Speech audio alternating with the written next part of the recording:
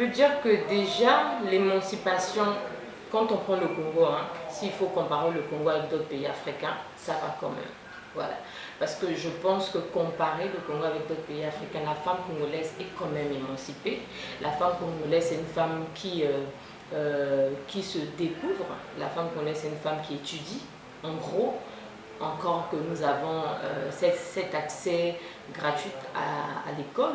Et toute la femme congolaise, c'est quand même une femme qui essaie de sortir de son point. Mais il y a encore des efforts à faire. Parce que en termes de mentalité, personnellement, je vois qu'il y a des efforts à faire, surtout sur la femme à venir. Donc les jeunes femmes de ce moment, quoi. Voilà.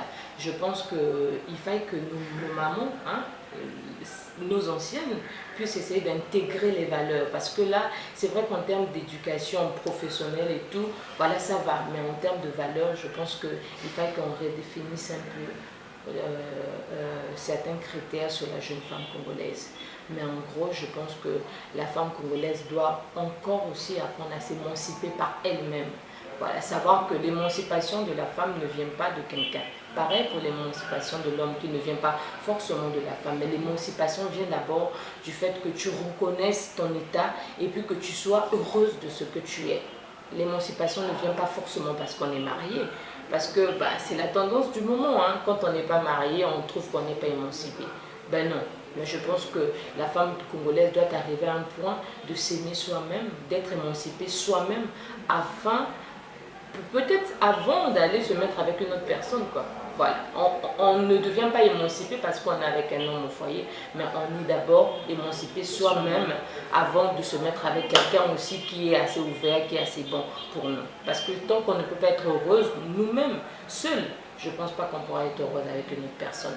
Mais professionnellement et tout, en termes de projets, d'entrepreneuriat, je pense que la femme congolaise est vraiment en train de faire un grand effort. Et je pense qu'avec DIFA, voilà, avec toutes ces dames actrices qui sont là du changement, je pense qu'on est vraiment en train de faire un grand travail. Et puis dans 10 ans, 5 ans, on pourra mieux célébrer la femme congolaise. Mais sauf que, à un moment donné, il faut peut-être... mais en gros, je pense que toutes les femmes sont fortes parce qu'elles ont cette capacité-là de surmonter certaines choses. La femme battante. Voilà. La femme battante, par contre, c'est une femme qui sait se battre par elle-même, qui n'attend pas forcément de se mettre dans un foyer ou se lancer peut-être dans la prostitution ou se lancer peut-être dans tout ce qui est facile, voilà, pour obtenir tout ce dont elle a besoin. La femme battante, c'est elle qui sait comment planifier, qui sait comment atteindre ses objectifs. Pour moi, c'est elle, la femme battante. Elle se bat pour atteindre ses objectifs, quels que soient les moyens. La femme influente? La femme influente, c'est par exemple vous. Vous êtes... On est là, vous êtes une femme très influente. Voilà, parce que grâce à vous, on arrive à se voir. Par exemple, vous m'influencez.